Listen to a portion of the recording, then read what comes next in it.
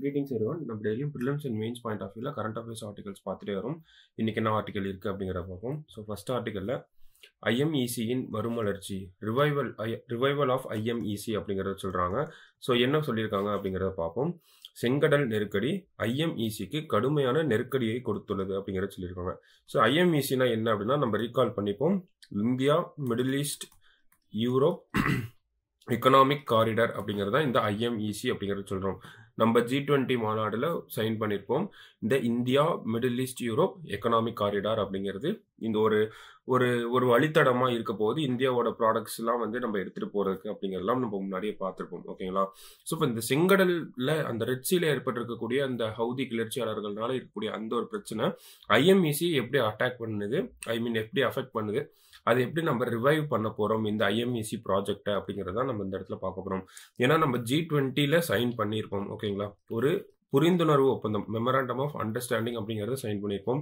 India and America, அதாவது இந்த ஐஎம்இசியில் என்னென்ன நாடுகள்லாம் இன்வால்வ் ஆயிருக்கோ அவங்க எல்லாம் சேர்ந்து ஒரு MOU சைன் பண்ணியிருப்பாங்க.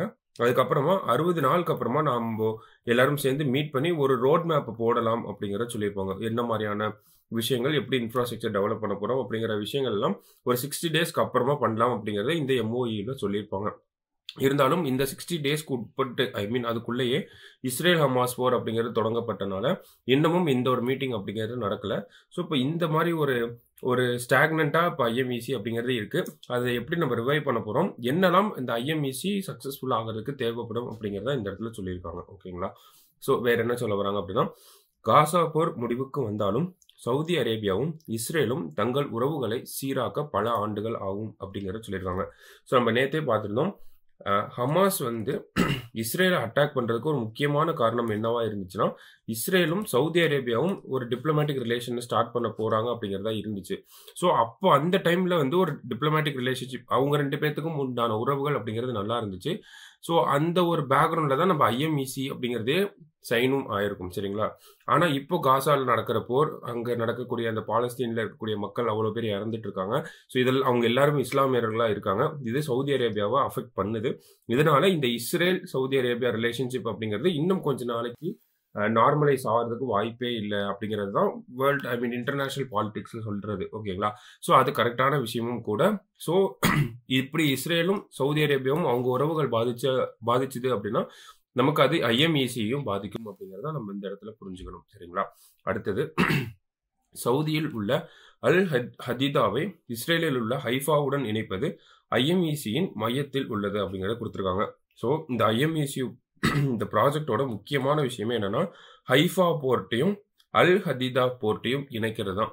அல் ஹதீதா அப்படிங்கிறது ஒரு லேண்ட் போர்ட். ஓகேங்களா? ஸோ அல் ஹதீதா அப்படிங்கிறது நமக்கு எங்கே இருக்குது அப்படின்னா சவுதி அரேபியாவில் இருக்குது. சவுதி அரேபியாவிலேருந்து ஒரு ட்ரெயின் ட்ராக் மூலிமா, ஒரு ரயில்வே ட்ராக் மூலிமா ஹைஃபா போர்ட் அப்படிங்கிறது இஸ்ரேலில் இருக்கக்கூடிய ஒரு போர்ட். ஓகேங்களா? ஸோ இந்த அல் ஹதீதாவையும் ஹைஃபாவையும் இணைக்கணும் அப்படிங்கிறது ஒரு முக்கியமான ஒரு ஸ்ட்ராட்டஜிக்கான விஷயமா இருக்கு இந்த ஒரு ப்ராஜெக்டை பொறுத்த வரைக்கும். ஏன்னா நம்ம அல் ஹதீதாவை ஹைஃபாவோட இணைச்சாதான் ஹைஃபாலிருந்து நம்ம யூரோப்பை ஆக்சஸ் பண்ண முடியும். சரிங்களா? ஸோ அப்படி இருக்கப்போ இவங்களுக்கு உண்டான இந்த பிரச்சனை, இஸ்ரேலும் அந்த சவுதி அரேபியாவும் அவங்க அந்த ஒரு ரிலேஷன்ஷிப் நார்மல் ஆகணும் அப்படிங்கிறது இந்த இடத்துல நம்ம பொருத்தி பார்க்கலாம். சரிங்களா? அதுதான் சொல்ல வராங்க. அடுத்தது, சவுதி அரேபியா மற்றும் இஸ்ரேலுக்கு பதிலாக ஈராக் மூலம் மத்திய தரைக்கடலை அணுகுவதற்கு துருக்கி முன்மொழிந்தது அப்படிங்கிறத கொடுத்துருக்காங்க. நம்ம இந்த ஐஎம்இசி ப்ராஜெக்டை சைன் பண்ணப்போயே டர்க்கி வந்து ஒரு மெம்பராக கிடையாது. ஓகேங்களா? ஸோ டர்க்கி நாங்களும் இதில் வந்து சேர்ந்துக்கணும் அப்படிங்கிறத ரொம்பவே எக்ஸ்பிரஸ் பண்ணிகிட்டே இருக்காங்க. ஸோ இப்போ நடந்துட்டு இருக்க இந்த ரெட் சி கிரைசிஸ்னால டர்க்கி என்ன சொல்கிறாங்க அப்படின்னா, இஸ்ரேல் ஈராக் அண்ட் டர்க்கி வழியாக நீங்கள் போய் இந்த மெடிட்டரேனியன் சீயை ஆக்சஸ் பண்ணிக்கலாம் அப்படிங்கிற ஒரு ஆல்டர்னேட்டிவ் அப்ரோச்சையும் வந்து டர்க்கி வந்து தந்துட்டே இருக்காங்க. சரிங்களா? ஸோ செங்கடல் மோதல் அப்படிங்கிறது முடிவுக்கு வந்தாலும் சூயஸ் கால்வாய்க்கு மாற்று வழி தேவை என்கிற கோரிக்கை வலுத்து வருகிறது அப்படிங்கிறத கொடுத்துருக்காங்க. ஸோ நம்ம மொத்த ப்ராஜெக்ட்டுமே இதுதான், இந்த ஐஎம்இசி ப்ராஜெக்ட் அப்படிங்கிறது. இந்த மொத்த ப்ராஜெக்ட்டுமே எதுக்கான ஒரு ஆல்டர்னேட்டிவ் அப்படின்னா, இந்த இடத்துல சூயஸ் கேனால் அப்படிங்கிற ஒரு விஷயம் இருக்கு. இதுக்கு ஆல்டர்னேட்டிவா தான் நம்ம இந்த ஐஎம்இசி அப்படிங்கிற ஒரு விஷயத்தை கொண்டு வரோம். சரிங்களா? ஏன்னா நார்மலா ஒரு ட்ரேட் அப்படிங்கிறது இந்த வழியா தான் போயிட்டு இருக்கு. இதுதான் அந்த மாண்டப் ஜலசந்தி அப்படிங்கிறத சொல்கிறோம். இங்கே தான் இந்த ரெட் சி கிரைசிஸ் அப்படிங்கிறது இங்கிருந்து தான் ஹவுதி ரிபல்ஸ் அப்படிங்கிறவங்க அட்டாக் பண்ணிட்டு இருக்காங்க. ஓகேங்களா? ஸோ இந்த வழியாக தான் இந்த உலக வர்த்தகம் அப்படிங்கிறது இப்போ நடந்துகிட்டு இருக்கு. நம்ம ப்ரொப்போஸ் பண்ணக்கூடிய ப்ராஜெக்ட் இப்படி தான் இருக்கு. இந்தியாவிலேருந்து நம்ம போனோம் அப்படின்னா இந்தியாவிலேருந்து நேராக இந்த ஜபல் அலி அப்படிங்கிற போர்ட்டுக்கு போகிறோம். அங்கேருந்து சவுதி அரேபியா வழியாக நேராக அல் ஹதீதா போர்ட், இது வந்து ஒரு லேண்ட் போர்ட் அப்படிங்கிறத சொல்கிறாங்க. சி போர்ட் கேள்விப்பட்டிருப்போம், இது வந்து ஒரு லேண்ட் போர்ட். அல் ஹதீதா அப்படிங்கிறது ஒரு லேண்ட் போர்ட். ஸோ இங்கேருந்து ஹைஃபா கனெக்ட் பண்ணணும் அப்படின்னா ஒரு ரயில்வே ட்ராக் தேவை. ஸோ இந்த மாதிரி ஒரு முக்கியமான ஸ்ட்ராட்டஜிக்கலான விஷயமா இருக்குது இந்த ப்ராஜெக்ட். ஓகேங்களா? So India Middle East Europe economic corridor அப்படிங்கிறது சக்ஸஸ்ஃபுல்லாக ஆகணும் அப்படின்னா நமக்கு இஸ்ரேலும் சவுதி அரேபியாவும் ஒரு நார்மல் ரிலேஷன்ஷிப்க்கு வந்தாகணும். அதே மாதிரி பார்த்தீங்க அப்படின்னா நமக்கு இந்த ரெட் சி கிரைசிஸ் அப்படிங்கிறது ஒரு பெரிய ஆப்பர்ச்சுனிட்டியாக இருக்குது. எதுக்கு அப்படின்னு பார்த்தோம்னா இந்த ஐஎம்இசியோட சக்ஸஸ்க்கு. ஓகேங்களா? ஏன்னா இந்த ஒரு ரெட் சி கிரைசிஸ் வந்து இப்போ யார் ஏமன்ல இருக்கக்கூடிய இந்த ஹவுதி ரிபல்ஸ் அப்படிங்கிறவங்க யாருக்கு சப்போர்ட்டாக அவங்க அட்டாக் பண்ணுறோம் அப்படிங்கிறத சொல்லியிருக்காங்கன்னா ஹமாஸ் பாலஸ்தீன் சப்போர்ட்டாக தான் நாங்கள் அட்டாக் பண்ணுறோம் அப்படிங்கிறத சொல்லியிருக்காங்க. இருந்தாலும் இந்த இடத்துல நம்ம என்ன புரிஞ்சுக்கணும் அப்படின்னா ஹவுதி கிளர்ச்சியாளர்கள்னால உலகத்தில் இருக்கக்கூடிய ஒரு ஒன் ஆஃப் த பிஸியஸ்ட் அந்த ஒரு கடல் வழி தடத்தை வந்து ஸ்டாண்ட் ஸ்டில் பண்ண முடியுமா? ஒரு ஸ்டாண்ட் ஸ்டில் பண்ண முடிஞ்சிருக்கு. ஓகேங்களா? ஒரு பிஸியஸ்ட் கப்பல் வழி தடத்தை அப்படியே அட்டாக் பண்ணி ஒரு உலக வர்த்தகத்தையே பாதிப்படைய வச்சிருக்காங்க. ஸோ இது அவங்க பாலஸ்தீனுக்கு ஆதரவாக நாங்கள் பண்ணுறேன் அப்படிங்கிறத சொன்னாலும் வருங்காலத்தில் இந்த மாதிரி ஹவுதீஸ்னால மறுபடியும் பண்ணுற முடியும் அப்படிங்கிறத நம்ம இந்த இடத்துல புரிஞ்சுக்கணும். ஸோ ஹவுதீஸ் இப்போ பாலஸ்தீன் ஒரு காரணமாக வச்சு இந்த ஒரு விஷயத்த பண்ணிட்டு இருக்காங்க. வருங்காலத்தில் வேற ஒரு காரணத்துக்காக மறுபடியும் இதே விஷயத்த பண்ணலாம். ஸோ அப்படி பண்ணுறப்போ நமக்கு அந்த ஷிப்பிங் ரூட் அப்படிங்கிறது தொடர்ந்து தடைப்பட்டுட்டே இருக்கும். இதனால பொருளாதாரத்தில் எல்லா நாடுகளுக்கும் பெரிய ஒரு பாதிப்பு அப்படிங்கிறது இருக்கும். ஓகேங்களா? ஸோ இது ஒரு இது வந்து ஒரு பிரச்சனையா இருந்தாலும் ஐஎம்இசிங்கிற இந்த ஒரு விஷயத்துக்கு இது ஒரு அட்வான்டேஜா இருக்கு. இது ஒரு பாசிட்டிவான பாயிண்டா இருக்கு. அடுத்த கட்டமா நம்ம அந்த காலத்திலிருந்து 1957 ஒரு சூயஸ் கேனால் கிரைசிஸ் அப்படிங்கிறது வந்திருக்கும். ஈஜிப்தில் இருக்கக்கூடிய அந்த ஒரு அதிபர் சூயஸ் கேனல்ல முழுமையாக கண்ட்ரோல் எடுக்கணும்னு நினைச்சிருப்பாரு. ஆனால் மறுபடியும் பிரிட்டன் போன்ற நாடுகள் தலையிட்டனால அந்த சூயஸ் கேனல் அப்படிங்கிறது இன்னமும் எல்லாருக்குமான ஒரு பகுதியாக தான் இருந்துட்டு வருது. ஓகேங்களா? இருந்தாலும் சூயஸ் கேனலுக்கு ஒரு ஆல்டர்னேட்டிவ் தேவை அப்படிங்கிறது எல்லாருமே தொடர்ந்து வலியுறுத்திக்கிட்டே வரக்கூடிய விஷயமா தான் இருக்கு. ஸோ அப்போ ஐஎம்இசி அப்படிங்கிறது இந்த ரெண்டு விஷயத்தை யூஸ் பண்ணிக்கலாம். இது ரெண்டும் ஐஎம்இசியோட டெவலப்மெண்ட்டுக்கு ரொம்பவே யூஸ்ஃபுல்லாக இருக்கக்கூடிய ஒரு விஷயம். ஒன்று ரெட்சியில் ஏற்பட்டிருக்கக்கூடிய கிரைசிஸ், இன்னொன்று இந்த சூயஸ் கேனலுக்கு ஆல்டர்னேட்டிவாக வரக்கூடிய இந்த ஒரு விஷயம் யாருக்கு தான் இருக்குது அப்படின்னா நம்மளோட ஐஎம்இசிக்கு தான் இருக்குது அப்படிங்கிறத நம்ம இந்த இடத்துல புரிஞ்சுக்கணும். ஸோ இவ்வளவு இம்பார்ட்டண்ட்டாக இருக்குது இந்த ஐஎம்இசியை நம்ம ரிவைவ் பண்ணியே ஆகணும் அப்படிங்கிறதான் இந்த ஆர்டிக்கலில் சொல்லியிருப்பாங்க. ஓகேங்களா? ஸோ நம்ம இன்னொன்று சொன்னோம், டர்க்கி அவங்க ஒரு பாத்தை வந்து சொல்கிறாங்க அப்படின்னு சொல்லி. அவங்க என்ன சொல்கிறாங்க அப்படின்னா சவுதி அரேபியா வரைக்கும் ஓகே, இங்கேருந்து ஈராக் அண்ட் டர்க்கி வழியாக நீங்கள் இந்த மெடிட்டேரியன் சீயை ஆக்சஸ் பண்ணலாம். எதுக்கு இஸ்ரேல் கூட போய்கிட்டு அப்படின்ற மாதிரியான விஷயங்கள்லாம் சொல்கிறாங்க. இருந்தாலும் அது சாத்தியமாக இருக்காது. நமக்கு டர்க்கியை வந்து இன்வால்வ் பண்ணுறது ரொம்ப கஷ்டமாக தான் இருக்கும் நமக்கு. ஸோ நமக்கு ஐஎம்இசியோட சக்ஸஸ் ஆகணும் அப்படின்னா சவுதி அரேபியா இஸ்ரேல் கையில் தான் இந்த ஒரு ப்ராஜெக்டோட சக்ஸஸே இருக்குது அப்படிங்கிறத நம்ம இந்த இடத்துல சொல்ல வரோம். சரிங்களா? ஸோ இதெல்லாம் இன்டர்நேஷ்னல் லெவலில் இந்தியா இந்த ஒரு விஷயத்தை சக்ஸஸ் பண்ணணும் அப்படின்னா அவங்க உள்நாட்டில் என்னென்ன பண்ணணும் அப்படிங்கிறத இந்த இடத்துல கொடுத்துருக்காங்க. எவ்வாறாயினும் இந்தியாவை பொறுத்தவரை ஐஎம்இசியில் ரயில் மற்றும் சாலை வழியாக கொள்கலன் மயமாக்கல் ஒரு பெரிய ஈர்ப்பாகும் அப்படிங்கிறத சொல்லியிருக்காங்க. ஸோ இந்தியாவில் அந்த கண்டெய்னரைசேஷன் அப்படிங்கிறத சொல்லுவாங்க. அந்த கண்டெய்னர் போக்குவரத்து அப்படிங்கிறத டெவலப் பண்ணணும் அப்படிங்கிறத சொல்லி வராங்க. ஸோ அந்த கண்டெய்னர் போக்குவரத்தை நம்ம டெவலப் பண்ணோம் அப்படின்னா நமக்கு அதில் நிறைய அட்வான்டேஜஸ் இருக்குது அப்படிங்கிறத சொல்ல வராங்க. இந்த ஷிப்மெண்ட் காஸ்ட் அப்படிங்கிறது ரொம்பவே கம்மியாகும் அப்படிங்கிறத இந்த இடத்துல கொடுத்துருக்காங்க. ஸோ அதுக்காக என்ன பண்ணியிருக்காங்க அப்படின்னா இந்த ஐஎம்இசியோட இந்த ப்ராஜெக்டில் இந்தியாவிலேருந்து 2 துறைமுகங்கள் வந்து இணைக்க போகிறாங்க. அதில் ஒன்று முந்த்ரா, இன்னொன்று ஜவஹர்லால் நேரு போர்ட் ட்ரஸ்ட் அப்படின்னு சொல்லக்கூடிய அந்த மும்பையில் இருக்கக்கூடிய அந்த 2 போர்ட். ஓகேங்களா? ஸோ இந்த 2 போர்ட்டுக்கும் எக்ஸ்க்ளூசிவாக ஒரு ரயில் வழித்தடத்தை வந்து போட்டிருக்காங்க. ஓகேங்களா? ரயில் ஃப்ரைட் காரிடார் அப்படிங்கிறது நம்ம சொல்லுவோம். ஸோ அது வந்து அந்த ரயில் ஃப்ரைட் காரிடார் அப்படிங்கிறது முந்த்ரா போர்ட்டையும் ஜவஹர்லால் நேரு போர்ட்டையும் இணைக்க போகுது. இதில் ஒன்லி அந்த கண்டெய்னர் போக்குவரத்து மட்டும்தான் இருக்கும் அப்படிங்கிறத சொல்லியிருக்காங்க. அது ஒரு ப்ராஜெக்ட் தனியாக போயிட்டு இருக்கு. ஸோ இதே மாதிரி சவுத் இந்தியாவுக்கும் இந்த மாதிரி முக்கியமான போர்ட் எல்லாம் இணைக்கிற மாதிரி ஒரு எக்ஸ்க்ளூசிவாக ஒரு அந்த சரக்கு வழித்தடம் அப்படிங்கிறது தேவை அப்படிங்கிறது தான் இந்த இடத்துல கொடுத்துருப்பாங்க. ஸோ இந்த மாதிரி நார்த் இந்தியா எப்படி முந்த்ரா டு ஜவஹர்லால் நேரு போர்ட் இணைக்கிறாங்களோ அதே மாதிரி தென் இந்தியாவில் இருக்கக்கூடிய போர்ட்டையும் இணைக்கிற மாதிரியான ஒரு ப்ராஜெக்ட் இருந்துச்சு அப்படின்னா அது எல்லாமே இந்தியாவோட அந்த லாஜிஸ்டிக் சப்போர்ட்டுக்கு வந்து ரொம்பவே யூஸ்ஃபுல்லாக இருக்கும் அப்படிங்கிறத சொல்ல வராங்க. ஸோ ஒரு டெடிகேட்டட் ஃப்ரைட் காரிடார் அப்படிங்கிறது இந்தியாவில் இருக்கக்கூடிய எல்லா துறைமுகங்களையும் இணைக்கிற மாதிரி இருந்துச்சு அப்படின்னா நாட்டில் அந்த கண்டெய்னர் ஷிப்மெண்ட் அப்படிங்கிறது நமக்கு அந்த ரயில் போக்குவரத்து வழியாக நடக்க ஆரம்பிக்கும் அப்படிங்கிறது சொல்கிறாங்க. ரயில் போக்குவரத்து வழியாக இந்த ஒரு கண்டெய்னர் ஷிப்மெண்ட் அப்படிங்கிறது நடந்துச்சுன்னா நமக்கு அதில் ஒரு பெரிய அட்வான்டேஜ் இருக்குது. இப்போ வரைக்கும் பார்த்தீங்க அப்படின்னா இந்தியாவில் 70% வந்து இந்த கண்டெய்னர் டிரான்ஸ்போர்ட் அப்படிங்கிறது ரோடு வழியாக தான் நடக்குது. ரோடு வழியாக நடந்தால் ஒரு அட்வான்டேஜ் என்னன்னா ஃபாஸ்ட்டாக இருக்கும், ஆனால் காஸ்ட் அப்படிங்கிறது ரொம்பவே அதிகமாக இருக்கும். இதே ரயில்வேஸ் வழியாக நடந்துச்சு அப்படின்னா நமக்கு காஸ்ட் கம்மியாக இருக்கும். இந்த சென்ஸ் நமக்கு அந்த அந்த ஷிப்மெண்ட்டோட அந்த டைம் டிலே அப்படிங்கிறது அதிகமாக இருந்துட்டு இருக்கு இப்போ வரைக்கும் ரயில்வேல. ஆனால் ஒரு டெடிகேட்டட் ஃப்ரைட் காரிடார், ஒரு சிறப்பு அந்த சரக்கு வழித்தடம் அப்படிங்கிறத போட்டுட்டோம் அப்படின்னா காஸ்ட்டும் கம்மியாயிரும், அந்த டைம் டிலே அப்படிங்கிறதையும் நம்ம கம்மி பண்ணிடலாம் அப்படிங்கிறத இந்த இடத்துல நமக்கு கொடுத்துருப்பாங்க. இந்த பாயிண்ட்ஸ்லேருந்து நம்ம இதெல்லாம் அந்த புரிஞ்சுக்க முடியும். சரிங்களா? ஸோ அதுதான் இந்த ஐஎம்இசி பொறுத்த வரைக்கும் இந்தியாவை பொறுத்த வரைக்கும் என்ன பண்ண வேண்டிய விஷயங்கள் அப்படிங்கிறத கொடுத்துருக்காங்க. கடைசியாக பார்த்தோம் அப்படின்னா நமக்கு இந்தியாவிலிருந்து ஒரு ஷிப்மெண்ட் கிளம்புது, ஒரு முந்த்ரா போர்ட்லேருந்து கிளம்புதுன்னா ஓமன்ல இருக்கக்கூடிய ஜபல் அலி அப்படிங்கிற இந்த போர்ட்டுக்கு போகும். சரிங்களா?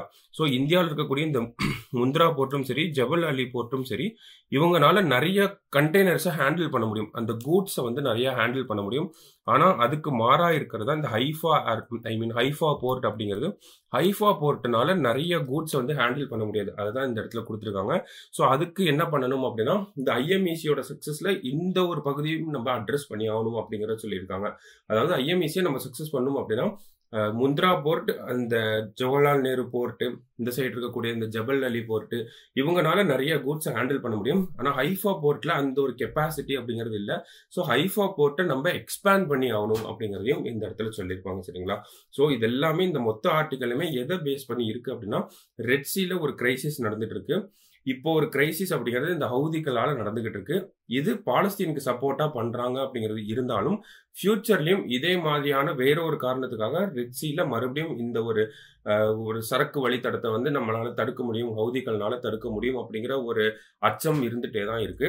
அதே மாதிரி சூயஸ் கேனாலுக்கு ஒரு ஆல்டர்னேட்டிவ் அப்படிங்கிறதும் தேவைப்படுது. நம்ம இது ரெண்டுத்துக்குமே ஒரே சொல்யூஷனா எதுதான் இருக்கு அப்படின்னு பார்த்தோம்னா இந்த India Middle East Europe economic corridor அப்படிங்கிறது இருக்கு. ஸோ இதை நம்ம டெவலப் பண்ணிட்டோம் அப்படின்னா இந்த மாதிரியான இந்த ஜியோ பாலிட்டிக்கல் கிரைசிஸ்ல இருந்து கூட்ஸுக்கு எந்த ஒரு பாதிப்பும் இல்லாமல் நம்மளால கொண்டு போக முடியும் அப்படிங்கிறதா இந்த இடத்துல சொல்ல வராங்க. சரிங்களா? ஸோ அதுதான் இந்த ஆர்டிக்கலோட எசன்ஸ் ஆஃப் த ஆர்டிக்கலும் அதாக தான் இருந்துச்சு. ஸோ நம்ம அடுத்த ஆர்டிக்கலுக்குள்ளே போயிடலாம். அடுத்தது ஏசர் அறிக்கை அப்படிங்கிறத கொடுத்துருக்காங்க. ஏசர் இந்த சென்ஸ் annual status of education report 2023. இந்தியாவில் எஜுகேஷன் அப்படிங்கிறது எப்படி இருக்குது அப்படிங்கிறதா இந்த ஒரு அறிக்கையில் சொல்லுவாங்க. யார் இதை வெளியிடுறாங்க அப்படின்னா பிரதம் கல்வி அறக்கட்டளை அப்படிங்கிறவங்க தான் இதை விடுறாங்க. ஓகேங்களா? ஸோ என்ன இந்த ஒரு அறிக்கையில் இந்த வருஷம் ரிப்போர்ட்டில் என்ன சொல்லியிருப்பாங்க அப்படின்னா இந்த ஏர்லி ஸ்டேஜஸில் லேர்னிங் அண்ட் ரீடிங் அப்ஜெக்டிவ்ஸ் அப்படிங்கிறத சொல்லுவாங்க. அதாவது அடிப்படை கணிதத்திலும் வாசிக்கும் திறனிலும் இந்தியாவில் நிறையா பேர் பின்தங்கி இருப்பதாக இந்த ஒரு ஏசர் அறிக்கை வந்து சொல்லியிருக்காங்க. ஸோ என்ன சொல்லியிருக்காங்க அப்படின்னா ஏசர் 2023 அடிப்படைகளுக்கு அப்பால் என்னும் தலைப்பிடப்பட்ட அறிக்கை 2024 ஜனவரி 17 அன்று வெளியிடப்பட்டது. ஸோ என்ன சொல்றாங்க அப்படின்னா 26 இந்திய மாநிலங்களில் உள்ள 28 மாவட்டங்களில் கிராமப்புறங்களில் 14 to 18 வயதுடைய மாணவர்களிடையே இதற்காக கணக்கெடுப்பு நடத்தப்பட்டது அப்படிங்கிறத சொல்லியிருக்காங்க. ஸோ இந்தியாவில் 26 மாநிலங்களில் இந்த ரிப்போர்ட் அப்படிங்கிறத எடுத்திருக்காங்க. இந்த கணக்கெடுப்பில் பங்கேற்ற 25% மாணவர்களால் தமது தாய்மொழியில் 2ஆம் வகுப்பு பாடத்தை வாசிக்க முடியவில்லை அப்படிங்கிறத கொடுத்துருக்காங்க. இதுதான் இம்பார்ட்டண்ட்டான பாயிண்ட். இதை தான் இந்த ரிப்போர்ட்டில் கண்டுபிடிச்சிருக்காங்க. என்ன சொல்கிறாங்க அப்படின்னா அந்த லேர்னிங் அண்ட் ரீடிங் அப்ஜெக்டிவ்ஸ் வந்து இந்தியாவில் இன்னும் சாட்டிஸ்ஃபை பண்ண முடியல. கணக்கெடுக்கப்பட்ட அந்த ஒரு 25% மாணவர்களால் 2ஆம் வகுப்பு புத்தகத்தையே வந்து படிக்க முடியல அவங்க தாய்மொழியில் அப்படிங்கிறதான் இந்தியாவில் இப்போதைய அந்த எஜுகேஷன் ஸ்டேட்டஸ் அப்படிங்கிறது இருக்குது அப்படிங்கிறத சொல்கிறாங்க. பாதிக்கு மேற்பட்டவருக்கு 4ஆம் வகுப்புகள் கற்று தேர்ந்தெடுக்க வேண்டிய அடிப்படை கணக்குகளுக்கு தீர்வு காண தெரியவில்லை. ஸோ அவங்க ஏஜுக்கு தகுந்த லேர்னிங் அப்படிங்கிறது இல்லை அப்படிங்கிறது தான் இந்த பாயிண்ட்ல நமக்கு சொல்ல வராங்க. சரிங்களா? ஸோ இதெல்லாம் தான் இந்த ரிப்போர்ட்ல கண்டுபிடிச்ச முக்கிய பிரச்சனைகளா இருக்கு. வேற என்ன சொல்லியிருக்காங்க அப்படின்னா அடிப்படை கணிதம் ஆங்கில வாசிப்பு திறனில் பெண்களை விட ஆண்கள் ஒப்பிடளவில் மேம்பட்டு இருப்பதாக கூறுகிறது அப்படிங்கிறத சொல்லியிருக்காங்க. அடுத்தது 10ஆம் வகுப்புக்கு பிறகு அறிவியல் பாடப்பிரிவுகளை தேர்ந்தெடுப்பவர்களில் ஆண்களை விட பெண்கள் குறைவாக இருப்பதாகவும் இந்த அறிக்கை தெரிவிக்கிறது அப்படிங்கிறத சொல்லியிருக்காங்க. ஸோ ஒரு ஸ்டேஜ் ஆஃப் பிரச்சனை என்ன சொல்றாங்க அப்படின்னா, ஏர்லி ஸ்டேஜஸ்ல லேர்னிங் அப்படிங்கிறது கம்மியா இருக்கு, வாசிக்கும் திறன் ரீடிங் ஸ்கில்ஸும் கம்மியாக தான் இருக்கு, அதே மாதிரி இந்த மேத்தமெட்டிக்கல் ஸ்கில்ஸும் கம்மியா இருக்கு அப்படிங்கிறத சுட்டி காட்டியிருக்காங்க. ஸோ இதெல்லாம் நம்ம டெவலப் பண்ண வேண்டிய ஏரியாஸ் அப்படிங்கிறத சொல்லியிருக்காங்க.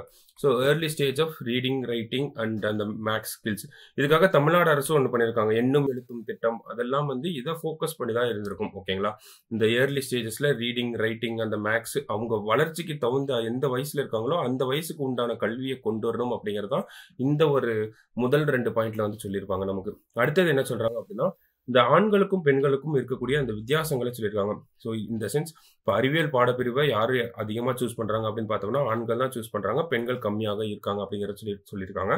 ஸோ இதுல என்ன சொல்றாங்க அப்படின்னா, இந்த எஜுகேஷன்ல நிலவக்கூடிய இந்த ஜெண்டர் இன்இக்வாலிட்டி அப்படிங்கிறத இந்த இடத்துல அட்ரஸ் பண்ணியிருக்காங்க. ஓகேங்களா, ஸோ இது ரெண்டும் இந்தியாவில் இன்னமும் இந்த பிரச்சனை இருந்துட்டு தான் இருக்கு. ஏர்லி ஸ்டேஜில் ரீடிங் ரைட்டிங் பிரச்சனையும் இருக்க தான் செய்யுது, அதே மாதிரி இந்த ஒரு பாலின இடைவேளை அப்படிங்கிறதும் இருக்க தான் செய்யுது அப்படிங்கிறத சொல்லியிருக்காங்க. ஸோ அதுதான் இந்த ரிப்போர்ட்ல கண்டுபிடிக்கப்பட்ட முக்கியமான விஷயமா இருக்கும். இதோட இன்னொன்று என்ன சொல்லியிருப்பாங்க அப்படின்னா, இந்தியா அளவில் இந்த எஜுகேஷன்லையும் சரி அந்த என்ரோல்மெண்ட்லையும் சரி தமிழ்நாடு வந்து ஃபர்ஸ்ட் பிளேஸ்ல இருக்காங்க, முன்னோடி மாநிலமா இருக்கு அப்படிங்கிறதையும் இந்த ஒரு இடத்துல கொடுத்திருப்பாங்க. சரிங்களா, வேற என்ன நம்ம இந்த இடத்துல தெரிஞ்சுக்கிறோம் அப்படின்னா, அதிகப்படியான மாணவர்கள் கிட்ட இந்த மொபைல் யூசேஜ் அப்படிங்கிறது இருக்கு, ஆனாலும் சேஃப் இன்டர்நெட் பிராக்டிசஸ் அப்படிங்கிறது இல்லை அப்படிங்கிறத இந்த இடத்துல சொல்லியிருக்காங்க. கரெக்டான எந்த வழியில இன்டர்நெட்டை யூஸ் பண்ணணும், பாதுகாப்பான இணைய பயன்பாடு குறித்த விழிப்புணர்வு பல மாணவர்களிடம் இல்லை அப்படிங்கிறத சொல்லியிருக்காங்க. ஸோ இந்த ஒரு விஷயத்தையும் நம்ம கரிக்குலத்தில் இன்வெஸ்ட் பண்ணணும், ஐ மீன் சிலபஸ்ல கொண்டு வரணும் அப்படிங்கிறத நம்ம இந்த இடத்துல ஒரு சஜஷனாக கொடுக்கலாம். ஓகேங்களா, நமக்கு முன்னாடி செக்ஸ் எஜுகேஷன் அப்படிங்கிறது இல்லாமல் இருந்துச்சு, இப்போதான் அந்த குட் டச் பேட் டச் அந்த மாதிரியான விஷயங்கள் எல்லாமே சின்ன வயசுலேருந்தே சொல்லித்தர ஆரம்பிச்சிருக்காங்க ஒரு சில பள்ளிகளில். ஸோ அந்த மாதிரி இருக்கப்போ நம்ம அந்த மொபைல் யூசேஜ் அப்படிங்கிறது சின்ன பசங்கள்ட்டையும் சரி எல்லாருக்கிட்டையும் சரி அது வந்து அதிகமாயிட்டே இருக்க அந்த ஒரு டைமில் சேஃப் இன்டர்நெட் ப்ராக்டிசஸ்னால் என்ன, அதனுடைய டெஃபினிஷன் என்ன, எப்படி நம்ம இன்டர்நெட்டை ஆக்கப்பூர்வமான பணிகளுக்கு பயன்படுத்தணும் அப்படிங்கிற மாதிரியான விஷயங்கள்லாம் சிலபஸ்லேயே நம்ம கொண்டு வரணும் அப்படிங்கிறதா இந்த இடத்துல இருந்து நம்ம புரிஞ்சுக்கிறோம். சரிங்களா, ஸோ இந்த ஆர்டிக்கலில் அதெல்லாம் தான் சொல்லியிருப்பாங்க. இந்த ரிப்போர்ட் அப்படிங்கிறது நமக்கு எக்ஸாம் பாயிண்ட் ஆஃப் வியூல இம்பார்ட்டண்ட்டாக தான் இருக்குது. மெயின்ஸில் நம்ம எஜுகேஷன் சார்ந்து எழுதுகிறப்போ இந்த ரிப்போர்ட்டில் இந்த மாதிரியான கண்டுபிடிப்புகள்லாம் இருந்துச்சு, அந்த மாதிரியான பிரச்சனைகளை நம்ம தடுக்கணும் அப்படின்னா எண்ணும் எழுத்தும் போன்ற திட்டங்கள், அந்த மாதிரி சென்ட்ரல் கவர்மெண்ட்ல இருக்கக்கூடிய ஸ்கீம்ஸ், ஸ்டேட் கவர்மெண்ட்ல இருக்கக்கூடிய ஸ்கீம்ஸ், இந்த சேஃப் இன்டர்நெட் ப்ராக்டிசஸ் எல்லாம் கொண்டு வரணும் அப்படின்னு சொல்லி நம்ம ஆன்சரை வடிவமைக்கணும். சரிங்களா, அடுத்தது $1 trillion இலக்கு எப்போது நிறைவேறும் அப்படிங்கிறத கொடுத்துருக்காங்க. ஸோ இது ஒரு எக்கனாமி பேஸ்ட் ஒரு ஆர்டிக்கலாக இருந்துச்சு, என்ன கொடுத்துருக்காங்க அப்படிங்கிறத நம்ம ரீட் பண்ணி பார்த்துருவோம். சரிங்களா, இந்தியா $5 trillion பொருளாதாரத்தை நோக்கி பயன்பட்டு கொண்டிருக்கும் காலகட்டத்தில் தமிழ்நாடு உட்பட 4 மாநிலங்கள் $1 trillion பொருளாதாரத்தை நோக்கி தங்களுக்கான திட்டங்களையும் செயல்பாடுகளையும் முன்னெடுத்து கொண்டிருக்கின்றன அப்படிங்கிறத சொல்லியிருக்காங்க.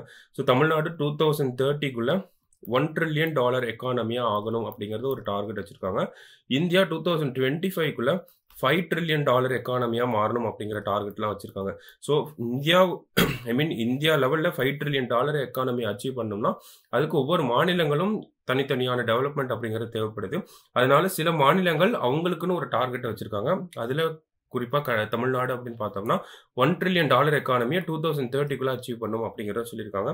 இதுக்காக ஒவ்வொரு மாநிலங்களும் பல விஷயங்களை பண்ணிகிட்டே தான் வராங்க. எக்ஸாம்பிளுக்கு நமக்கு சமீபத்தில் நடந்து முடிந்த இந்த குளோபல் இன்வெஸ்டார் மீட் அப்படிங்கிறது, குளோபல் உலக முதலீட்டாளர்கள் மாநாடு தமிழ்நாட்டில் பார்த்தோம் அப்படின்னா ஒரு 6.6 கோடி 6.6 lakh crores வந்து நம்ம அந்த ஒரு புரிந்துணர்வு ஒப்பந்தங்கள் அதெல்லாம் வந்து சைன் பண்ணியிருப்போம். இந்த மாதிரி ஒவ்வொரு மாநிலமும் நடத்திட்டே தான் வராங்க. ஒவ்வொரு மாநிலங்களும் அதுக்கான புரிந்துணர்வு ஒப்பந்தங்களை போட்டுட்டே தான் இருக்காங்க. இருந்தாலும் அது ஒப்பந்தங்களா மட்டும்தான் இருக்கு. ஆக்சுவலா கிரவுண்ட்ல இருக்கக்கூடிய இன்வெஸ்ட்மெண்ட் அப்படிங்கிறது அதுலேயே ஒரு 10% 20% தான் இருக்கு அப்படிங்கிறது ஒரு தனி பிரச்சனையாகவே தான் இருக்கு. ஸோ இந்த ஆர்டிகல் என்ன சொல்லியிருக்காங்க அப்படிங்கிறத மட்டும் நம்ம இங்கே பார்ப்போம். 2023-24 நிதியாண்டில் தமிழ்நாட்டின் மொத்த உள்நாட்டு மாநில உற்பத்தியானது $354 பில்லியன் தொடும் என கணிக்கப்பட்டு இருக்கிறது அப்படிங்கிறத சொல்லியிருக்காங்க. ஓகேங்களா? ஸோ 28 லட்சம் கோடி நம்மளோட அந்த எக்கானமி அப்படிங்கிறது இருக்கும். இருந்தாலும் 84 லட்சம் கோடி வந்தா மட்டும் தான் நம்ம அந்த $1 ட்ரில்லியன் அப்படிங்கிறத அச்சீவ் பண்ண முடியும். ஸோ அப்ப அத தொடணும் அப்படின்னா தமிழ்நாடு 18% அதுக்கப்புறம் இதுக்கப்புறம் வரக்கூடிய வருஷங்கள் எல்லாத்துலயும் நம்மளோட ஜிடிபி growth அப்படிங்கிறது 18% இருக்கணும். இதை அச்சீவ் பண்றதுக்காக தான் நம்ம இந்த குளோபல் இன்வெஸ்டர் மீட் அப்படிங்கிறத நடத்தியிருப்போம். இதனால இன்வெஸ்ட்மெண்ட் நிறைய வரும், எம்ப்ளாய்மெண்ட் நிறைய கிரியேட் ஆகும். ஸோ டேக்ஸ் ரெவன்யூ அப்படிங்கிறதும் இன்க்ரீஸ் ஆகும். Overall development, overall economic growth அப்படிங்கிறது வளர்ச்சி அடைஞ்சிட்டே போகும். அந்த ஒரு ரேட் அப்படிங்கிறது நமக்கு 18% இருந்தால் மட்டும்தான் 2030க்குள்ள நம்ம அந்த $1 ட்ரில்லியன் எக்கானமியை அச்சீவ் பண்ண முடியும். சரிங்களா? ஸோ எடுத்து வேற என்ன சொல்றாங்க அப்படின்னா தமிழ்நாடு தவிர மகாராஷ்டிரா, உத்தரப்பிரதேசம், கர்நாடகா ஆகிய மாநிலங்களும் இந்த $1 ட்ரில்லியன் எக்கானமி அப்படிங்கிறத அவங்களும் ஒரு டார்கெட் வச்சிருக்காங்க. இருந்தாலும் எந்தெந்த மாநிலம் எப்போ அந்த அந்த $1 ட்ரில்லியன் எக்கானமியை அச்சீவ் பண்ண முடியும் அப்படிங்கிற ஒரு ரிப்போர்ட் வந்திருக்கு. ஒரு சில எல்லா மாநிலங்களும் 2030 அப்படிங்கிறத இலக்கு வச்சிருந்தாலும் எப்போ எந்த மாநிலம் அச்சீவ் பண்ணும் அப்படிங்கிறத சொல்லியிருக்காங்க. யார் சொல்லியிருக்காங்க அப்படின்னா ஏர்னஸ்ட் அண்ட் யங் இந்தியா அவங்களோட ரிப்போர்ட் படி இந்தியன் எக்கானமி வாட்ச் அப்படிங்கிற இந்த ஒரு ரிப்போர்ட்ல என்ன சொல்லியிருக்காங்க அப்படின்னா மகாராஷ்டிரா $1 ட்ரில்லியன் எக்கானமியை 2034ல அச்சீவ் பண்ணுவாங்க. தமிழ்நாடு 2037ல, அதே மாதிரி கர்நாடகா, உத்தரப்பிரதேஷ் வந்து 2038ல தான் அச்சீவ் பண்ண முடியும் அப்படிங்கிறத சொல்லியிருக்காங்க. இதெல்லாம் எதை பேஸ் பண்ணி சொல்லியிருக்காங்க அப்படின்னா இந்த கரண்ட் ஸ்டேட் ஆஃப் எக்கானமி வச்சு சொல்லியிருக்காங்க. இருந்தாலும் ஒரு 18% இல்லை ஒரு 20% growth நம்மளால காமிக்க முடியும். அதுவும் ஒரு கன்சிஸ்டண்டா ஒரு ஓவர் இயர்ஸ்க்கு நம்ம அந்த ஒரு 18% 20% growth காமிச்சோம் அப்படின்னா 2030க்கு முன்னாடியே நம்மளால அச்சீவ் பண்ண முடியும் அப்படிங்கிறத நம்ம புரிஞ்சுக்கணும். சரிங்களா? வேற என்ன சொல்லியிருக்காங்க அப்படின்னா இந்தியாவோட டார்கெட்டை வச்சு சொல்லியிருக்காங்க. 2047ஆம் ஆண்டில் இந்தியா $30 ட்ரில்லியன் பொருளாதார நாடாக வளர்ச்சியடைய வேண்டும் என்று மத்திய அரசு இலக்கு வைத்திருக்கிறது. ஸோ இது நமக்கு 1 mark point of view important. 2047 அதாவது 100 இயர்ஸ் ஆஃப் இண்டிபெண்டன்ஸ் அப்போ இந்தியாவோட எக்கானமி $30 ட்ரில்லியன் இருக்கணும் அப்படிங்கிற ஒரு டார்கெட் இருக்கு நமக்கு. ஸோ அதன்படி பார்த்தோம் அப்படின்னா அடுத்த 23 ஆண்டுகளுக்கு நம்ம 9% of overall growth, 9% of GDP growth வந்து இந்தியா வச்சிருக்கணும் அப்படிங்கிறதா சொல்ல வராங்க. சரிங்களா? ஸோ இந்த ஒரு 9% ஆஃப் ஜிடிபி growth வந்து நம்ம கொண்டு வரணும். ஆல்ரெடி 6 to 7% ஃபிளக்சுவேட் ஆகிட்டு இருக்கும். இதை 9% கொண்டு வரணும் அப்படின்னா ஒவ்வொரு ஸ்டேட் கவர்மெண்ட்டும் அவங்க தனித்தனியாக டெவலப் ஆக ஆரம்பிக்கணும், க்ரோ ஆக ஆரம்பிக்கணும். ஓகேங்களா? அப்போனா தான் நமக்கு அந்த 9% ஆஃப் ஓவரால் ஜிடிபி growth அப்படிங்கிறது வரும். ஸோ அந்த மாதிரி பார்க்குறப்போ ஒவ்வொரு ஸ்டேட்டும் அவங்களுக்குன்னு தனித்தனியான டார்கெட்டை வச்சு அவங்களோட எக்கானமியை டெவலப் பண்ணிட்டே இருக்கணும். அதே மாதிரி சென்ட்ரல் கவர்மெண்ட்டும் மற்ற மாநிலங்கள் கேட்கக்கூடிய அந்த உதவிகளை பண்ணி கொடுத்தா மட்டும்தான் இந்தியா அப்படின்னு பார்க்குறப்போ 2047ல இந்த $30 ட்ரில்லியன் எக்கானமியை அச்சீவ் பண்ண முடியும் அப்படிங்கிறத சொல்லியிருக்காங்க. சரிங்களா? ஸோ ஒரு எக்கானமி பேஸ்ல இந்த ஒரு ஆர்டிகல் இருந்திருக்கும். எக்ஸாம் பாயிண்ட் ஆஃப் வியூல, prelims and mains point of வியூல இம்பார்ட்டண்டா தான் இருக்கு. ஸோ நம்ம அந்த எக்ஸாம்ல எப்படி வரும் அப்படின்னா $30 ட்ரில்லியன் எக்கானமியை அச்சீவ் பண்ணும் அப்படின்னா அதுக்கு உண்டான ஸ்டெப்ஸ் என்னெல்லாம் அரசாங்கம் எடுத்திருக்காங்க, இந்த ஸ்டெப்ஸ்லாம் எப்படி நம்ம அப்கிரேட் பண்ணலாம் அப்படின்னு சொல்லி கேட்கறதுக்கு வாய்ப்புகள் இருக்கு. ஸோ அந்த மாதிரி கேட்டாங்க அப்படின்னா நமக்கு வந்து இந்த தொழில் துறை வளர்ச்சிக்காக அரசாங்கம் என்ன மாதிரியான ஸ்கீம்ஸ்லாம் கொண்டு வந்திருக்காங்க, அந்த மாதிரி நம்ம இந்த மாதிரி தொழில்துறை வளர்ச்சிக்கு இந்த மாதிரி ஸ்கீம்ஸ், அக்ரிகல்ச்சர் வளர்ச்சிக்கு இந்த மாதிரியான ஸ்கீம்ஸ் இருக்கு. ஸோ கிரீன் செக்டார், இந்த கார்பன் எமிஷனை கம்மி பண்றது, இது எல்லாமே ஒருங்கிணைந்த ஒரு விஷயம் தான் நம்மளோட growth அப்படிங்கிறது இருக்கும். ஸோ இந்த மாதிரி ஒவ்வொரு செக்டாருக்கும் அரசாங்கம் என்ன பண்ணியிருக்காங்க அப்படிங்கிறத நம்ம ஆன்சரா கொடுக்குற மாதிரி இருக்கும். சரிங்களா? ஸோ இன்னைக்கு prelims and mains point of வியூல ஒரு 3 இம்பார்ட்டன்ட் ஆர்டிகல் பார்த்துருக்கோம். நாளைக்கு இன்னொரு அனாலிசிஸ்ல மீட் பண்ணலாம். தேங்க்யூ.